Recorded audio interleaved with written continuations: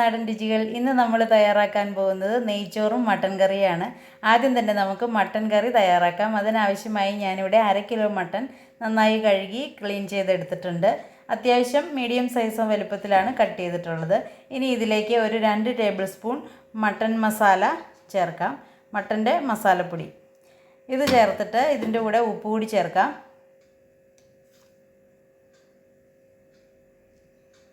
ഇതിലേക്കിപ്പോൾ ഒരു 1/2 ടീസ്പൂൺ ഉപ്പ് ഞാൻ ചേർത്തിട്ടുണ്ട്. ഇനി ഈ മസാലപ്പൊടിയും ഉപ്പും കൂടി ചേർത്തിട്ട് മട്ടൻ നന്നായിട്ടൊന്ന് മാരിനേറ്റ് ചെയ്തെടുക്കാം. മസാലയും ഉപ്പും മട്ടനിൽ നന്നായിട്ട് കൈകൊണ്ടൊന്ന് കുഴച്ച് മിക്സ് ചെയ്ത് യോജിപ്പിക്കാം. ഇനി ഇത് ഏകദേശം ഒരു 15 മിനിറ്റോളം ഒന്ന് മാരിനേറ്റ് ചെയ്ത് വെക്കാം. അതിനുശേഷം നമുക്കിതൊന്ന് വേവിച്ചെടുക്കാം. ഇറച്ചിയിൽ മസാല പിടിക്കുന്ന സമയം കൊണ്ട് നമുക്കിതിനാവശ്യമായിട്ടുള്ള ഉള്ളിയൊക്കെ ഒന്ന് വഴറ്റിയെടുക്കാം. അതിനായിട്ടൊരു പാനിലേക്ക് 2 ടേബിൾ സ്പൂൺ വെളിച്ചെണ്ണ ഒഴിക്കാം. എണ്ണയൊന്ന് ചൂടായിട്ടുണ്ട്. ഇതിലേക്ക് നമുക്കൊരു 1/2 ടീസ്പൂൺ കടുക് ഇട്ടൊന്ന് പൊട്ടിക്കാം.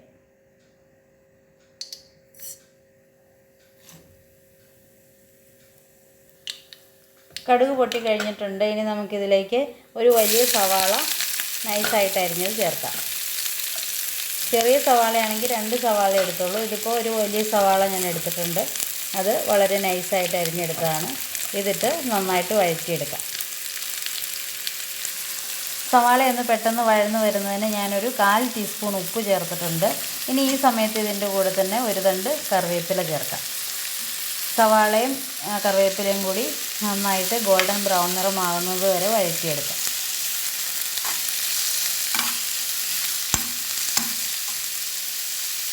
ഇപ്പോൾ സവാള നന്നായിട്ട് വഴന്നിട്ടുണ്ട്. ഇനി ഇതിലേക്ക് ഇഞ്ചിയും വെളുത്തുള്ളിയും പച്ചമുളകും ചതച്ച് ചേർക്കാം. ഒരു വലിയ കഷ്ണം ഇഞ്ചി, പിന്നെ ഒരു 3-4 അല്ലി വെളുത്തുള്ളി, 2 പച്ചമുളക് ഇത്രയും ചേർത്തിട്ടുണ്ട്. ഇതെല്ലാം കൂടി ചേർത്ത് ചതച്ചതാണ്. ഇതുകൂടി ചേർത്തിട്ട് വഴറ്റിയെടുക്കാം.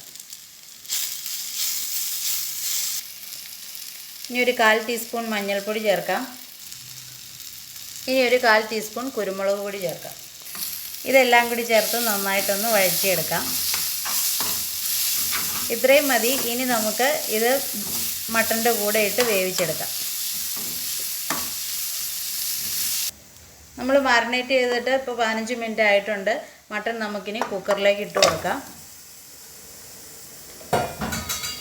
പിന്നെ ഇതിലേക്ക് ഇപ്പോൾ നമ്മൾ തയ്യാറാക്കി വെച്ച ഉള്ളി, ഇഞ്ചി, വെളുത്തുള്ളി, പച്ചമുളക്, കറിവേപ്പില ഇത് വഴറ്റിയതെല്ലാം കൂടി ചേർക്കാം.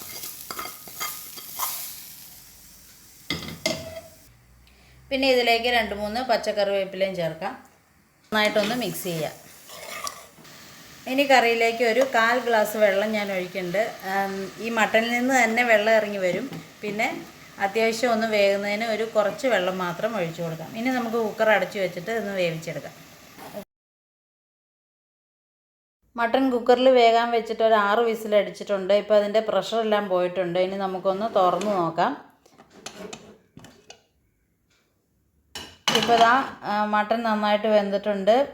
എല്ലിൽ നിന്ന് പീസൊക്കെ വിട്ട് വന്നിട്ടുണ്ട്. ഇനി നമുക്കിതിലേക്ക് ഒരു ചെറിയ തക്കാളി അരിഞ്ഞ് ചേർക്കാം. ഇനി തക്കാളി കൂടി അരിഞ്ഞ് ചേർത്തിട്ട് നന്നായിട്ട് ഇതൊന്ന് വേവിച്ചെടുക്കാം. കുറച്ച് തിക്ക് ഗ്രേവി ആക്കണമെങ്കിൽ തക്കാളി കൂടി ഒന്ന് വെന്ത് ഉടഞ്ഞ് ചേരണം. ഇനി ഇതൊന്ന് മിക്സ് ചെയ്യാം. അപ്പോൾ അത്യാവശ്യം ഈ മട്ടനിൽ നിന്ന് ഇറങ്ങിയ കുറച്ച് ചാറൊക്കെ ഉണ്ട്. ഇനി നമുക്ക് കുറച്ചുകൂടി ചാറും കുറച്ചുകൂടി തിക്കായിട്ട് വേണമെന്നുണ്ടെങ്കിൽ കുറച്ച് തേങ്ങാപ്പാൽ ചേർക്കാം. ഇല്ലെങ്കിൽ കുറച്ച് തിളച്ച വെള്ളവും കൂടി ചേർത്തിട്ട് നന്നായിട്ടൊന്ന് തിളപ്പിച്ചെടുത്താൽ മതി. ഇപ്പോൾ ഈ നമ്മൾ ചേർത്തിട്ടുള്ള തക്കാളി തന്നെ വേവുമ്പോൾ അതിലേക്ക് അലിഞ്ഞ് ചേരുമ്പോൾ ചാറിന് കുറച്ചുകൂടി ഒരു കട്ടിയൊക്കെ ആവും.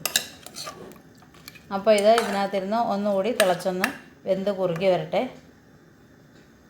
ഇപ്പോൾ കറി നന്നായിട്ട് തിളച്ച് അത്യാവശ്യം കുറുകി വന്നിട്ടുണ്ട്. ഈ ഒരു പാകം മതി. നമുക്ക് റൈസിൻ്റെ കൂടെ സെർവ് ചെയ്യുന്നതായതുകൊണ്ട് അധികം വെള്ളം വറ്റിക്കണ്ട. ഇനി നമുക്ക് ഫ്ലെയിം ഓഫ് ചെയ്യാം. പിന്നെ ഇതിലേക്ക് കുറച്ച് പച്ചക്കറിവേപ്പില കൂടി തൂകാം.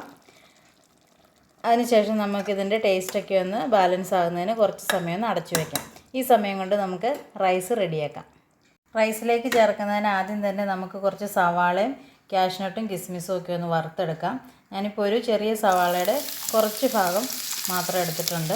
ഇത് നമുക്ക് നന്നായിട്ടൊന്ന് ക്രിസ്പി ആവുന്നത് വരെ വറുത്തെടുക്കാം.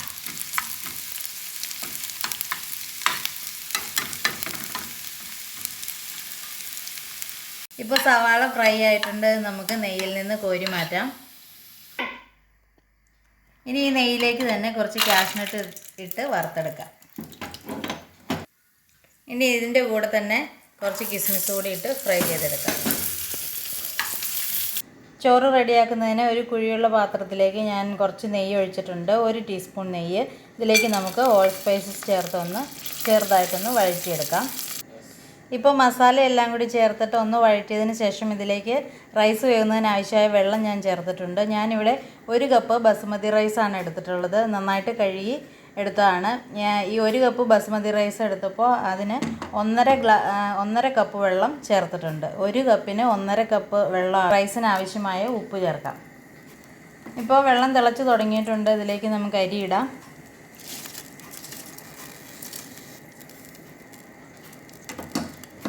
അരിയിട്ട് ഈ ഒരു പാകമാകുമ്പോഴേക്കും കുറച്ചൊന്ന് വെള്ളത്തിൻ്റെ തിള നിൽക്കും. അപ്പോൾ ഒന്ന് ഹൈ ഫ്ലെയിമിലാക്കി വെള്ളം നന്നായിട്ട് തിളച്ചതിന് ശേഷം പിന്നെ ലോ ഫ്ലെയിമിലാക്കി മൂടി വെച്ച് ഒരു 6-7 മിനിറ്റ് വേവിച്ചെടുക്കാം. ഇപ്പോൾ വെള്ളം നന്നായിട്ട് തിളച്ച് തുടങ്ങിയിട്ടുണ്ട്. ഇനി നമുക്ക് ലോ ഫ്ലെയിമിലാക്കിയിട്ട് ഇതൊന്ന് മൂടി വെച്ച് ഒരു 6-7 മിനിറ്റ് വേവിക്കാം.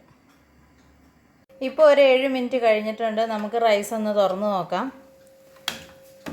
ഇപ്പോൾ വെള്ളം നന്നായിട്ട് വറ്റി വന്നിട്ടുണ്ട്. ചോറ് നന്നായിട്ട് വെന്തിട്ടുമുണ്ട്. ഇതാ അടിവശത്തൊന്നും വെള്ളം ഒട്ടും തന്നെ ഇല്ല. പാകത്തിനായിട്ട് വെന്തിട്ടുണ്ട്.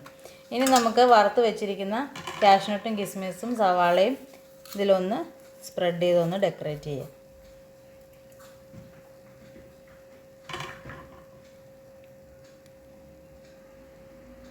അപ്പോൾ നമ്മുടെ റൈസ് ഇവിടെ തയ്യാറായിട്ടുണ്ട്. ഇനി നമുക്ക് മട്ടൻ കറിയുടെ കൂടെ റൈസ് സെർവ് ചെയ്യാം. ആദ്യം നമുക്ക് ചോറിടാം.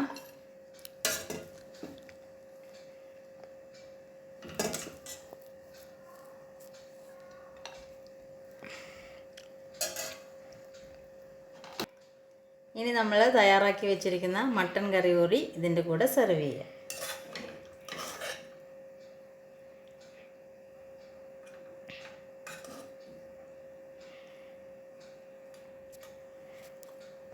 അപ്പോൾ നമ്മുടെ സ്വാദിഷ്ടമായ മട്ടൻ കറിയും നെയ്ച്ചോറും ഇവിടെ തയ്യാറായിട്ടുണ്ട്. ഇതെല്ലാവരും ട്രൈ ചെയ്ത് നോക്കുക. നിങ്ങളുടെ കമൻസും ഫീഡ്ബാക്കും ഒക്കെ അറിയിക്കുക.